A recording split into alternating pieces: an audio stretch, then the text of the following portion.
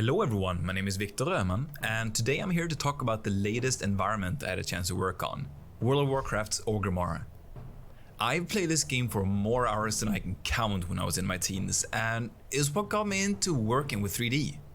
Being able to give it a proper homage was an opportunity that I just couldn't let pass. Is that Orgimmar? The goal of this video is to give you a broader overview of how this project was made. Oh my god! What the main challenges were, and why working on environments that speak to you on a personal level truly matters. What the fuck? So as I mentioned in the intro, I'll be giving you a high-level breakdown of this environment. Oh my god, this is insane! So if you like this type of format, please let us know in the comments, and also please let us know if you have any suggestions, and we'll definitely keep that in mind for the future. So what really got me inspired to make this, other than being a Horde player at heart, was the recent release of WoW Classic, or World of Warcraft Classic. I got incredibly inspired to work on something fantasy related, which was a big challenge as I mainly work on sci-fi and contemporary stuff normally. Holy shit, man. And what was challenging wasn't the genre itself, but rather the style and design language. This is like 3D, and as right? you know, WoW has a really distinct style. How the fuck do you make something like that? That's insane. Making it look more realistic. So let's take a look at the concept so that you can see what I had to work with. Here's a collage of concepts that I used for this project. But if we take a look in the top left corner here, you'll see the main concept that started this whole thing off. And I absolutely love it, and it truly feels like Orgimmar. Yeah, this is incredible. But it's very basic and bare bones. The structural elements are very chunky and stylized, just like the game itself. But that wasn't gonna give me all the information that I needed, so I had to look for more concepts. Now it's easier said than done though. I had to grab some screenshots from in-game, but those were obviously also very stylized. They did provide me with some context and information regarding to the terrain and the materials. I wonder how this compares to the cinematic. What I did then was that's what I'm kind of curious about. Fan art. Because I saw this picture before a long time ago, not a long time ago, but like maybe like 4 or 5 days ago, whenever it came out, and I actually thought that it was a picture of the cinematic from whenever the thing came out, and so this is completely different. And shots from the Warcraft movie. And Orgrimmar isn't in that one, but there's a lot of shots of orcish architecture, which I relied quite heavily on. And then, about 3/4 or 75% into the project, the latest cinematic from World of Warcraft was released, and they actually showed Orgrimmar in that one. And it was incredible to see just how many similarities there are between my version and their version. I think we used the same concept. It seems that way. I wanted to keep the layout of the original concept with the roads and the paths and so on, and that I also wanted to do a really early version of it before Durotar, the area in which Orgrimmar is, was transformed by years of being trampled and built upon. Holy shit. So a bit more lush, meaning some more dead trees and so on, and rugged, in other words. Going back to the style for a moment. This was the part of the production that gave me the hardest time, actually. I wanted to retain the WoW aesthetic, but without having the assets look hand-painted and too diffuse heavy. That's what I think is really hard. It's like WoW has like a very specific, like, photoreal. a way it looks. And you can see what I mean by looking at the screen here. So what I ended up doing was something in between. I decided to aim for a painterly look, as in the general composition, the lighting, and the grading, instead of having the assets themselves looking painterly. I ended up looking at Renaissance paintings, as they generally have a lot of motion and drama in them.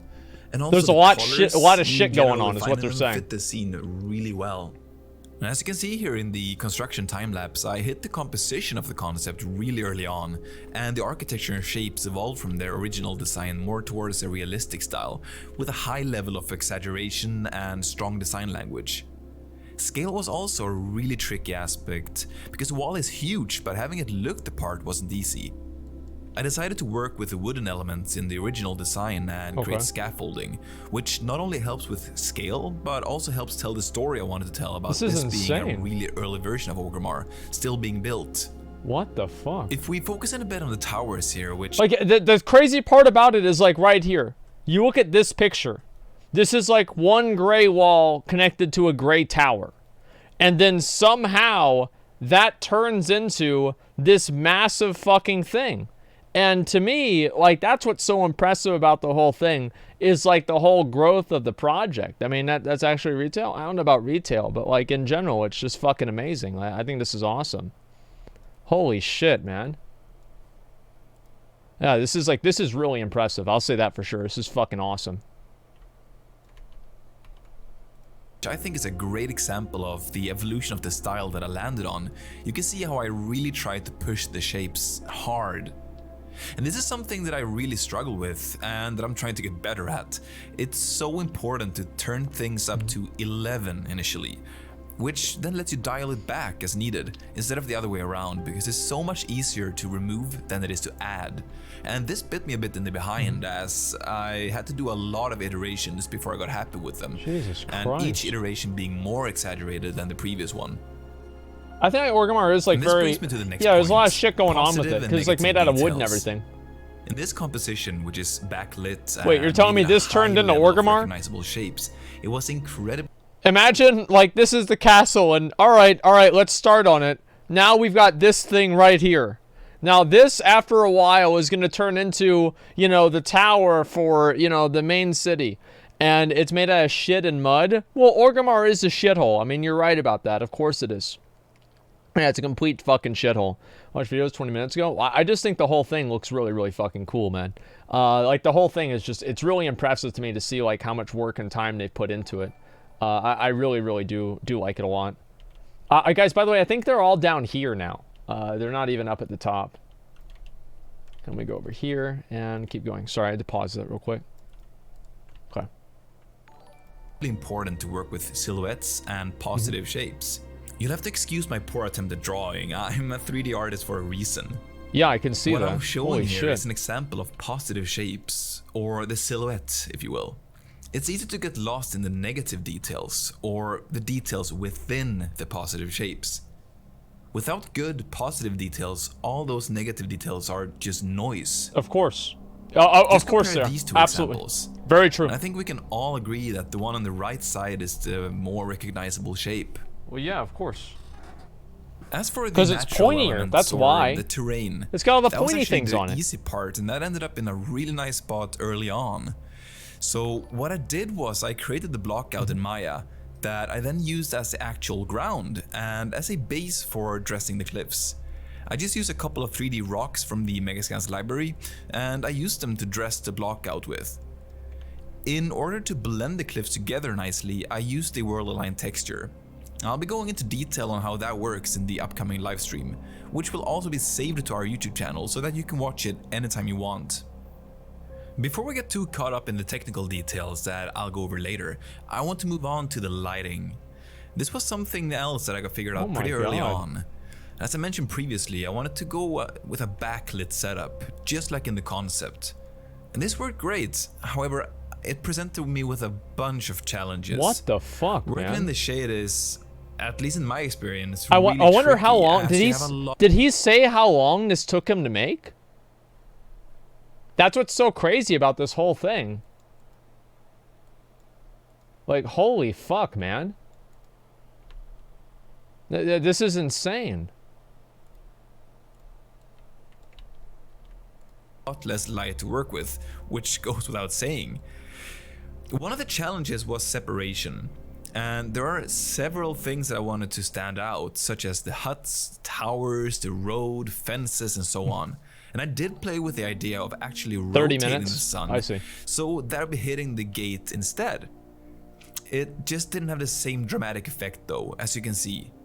Instead, what I did was I started using fill lights, both to do light painting with colors, but also to cast some fake sunlights onto certain parts, such as rim lights on the towers, the roofs, some extra light on the road, and so on. I also tinted the skylight a bit to an orange color to have it simulate the effect of the sun bouncing light on the sandy ground. Overall, the creative process was really iterative for this project, and I made a lot of decisions and changes along the way. You can see some of the changes I made on screen here for things like the towers, going from more of a masonry heavy style to more of a timber heavy construction. This decision really started a chain reaction, causing me to rethink all the architecture really. Holy And shit. when working with environments, regardless of scale, I Goddamn. always recommend documenting progress shots continuously. Not only does it make decision making easier as you can compare easily, but it also helps as a good motivator, being able to see progress clearly, at least for me. And the biggest thing I learned from this is what I mentioned previously. Just step it up to 11 initially. Don't tread carefully one step at a time. Holy Just fuck, go man. all the way and cut back as needed. Even though I was the only artist working on the project, I can't take all the credit. During the whole process, I had the privilege of receiving fantastic feedback, suggestions, and critique from the art team I work with. And even if you don't have a team you work with, make sure to utilize the power of the internet. Forums such as Polycount, Facebook, groups such as the Quixel art community, or Jesus Twitter are all Christ. fantastic places where people love to help you and your art grow. It can hurt, but you don't grow without some growing pains. This is insane. How's sunlight coming For through the door? finalization I don't of think the he has scene, like the I Kirby started thing, refining like the game actually post-processing has. for things like bloom, grain, chromatic aberrations, vignetting, and so on, and also the color lookup table.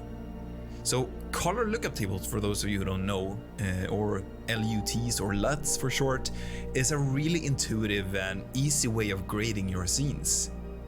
Do keep in mind that it doesn't work in the high dynamic range, but rather in the low dynamic range, so it has its limitations. The way it works is that you simply bring a screenshot into Photoshop, you apply some adjustment layers, adjust the colors and so on, then you load the color lookup table reference from the Epic website. You save it out and load it in Engine. Then you simply plug it into your camera or post-process volume, and you should have a pretty much one-to-one result in Engine. It's as simple as that. One question that I get for pretty much all my projects is how I make my renders look nice and sharp. And it's actually really simple. The top left of the viewport, you can see an arrow. Holy There you can shit. open up the high resolution screenshot tool. And I like to render out shots either at 2 to 3 times the target resolution. Then I just go into Photoshop, scale So it can you down move to it the around, target though? resolution, That's what I'm kinda curious and apply about. an unsharp mask. Like, And can that's you it for change this the video. camera I truly perspective? hope you enjoy this new format. We make these videos for you guys, so Holy we'd fucking love your shit, feedback so we guys. can become better and give you the learning Yeah, material you can. that That's you what I want want to and see. need. So please leave a comment below. Like, the detail And is don't just forget incredible. to tune in to the upcoming live stream where I'll be covering the details and specific techniques I use to create this scene. Thank you so much for watching, and I'll see you next time. Holy fuck, man. I'm gonna be honest with you guys. Like, this is really impressive. Like,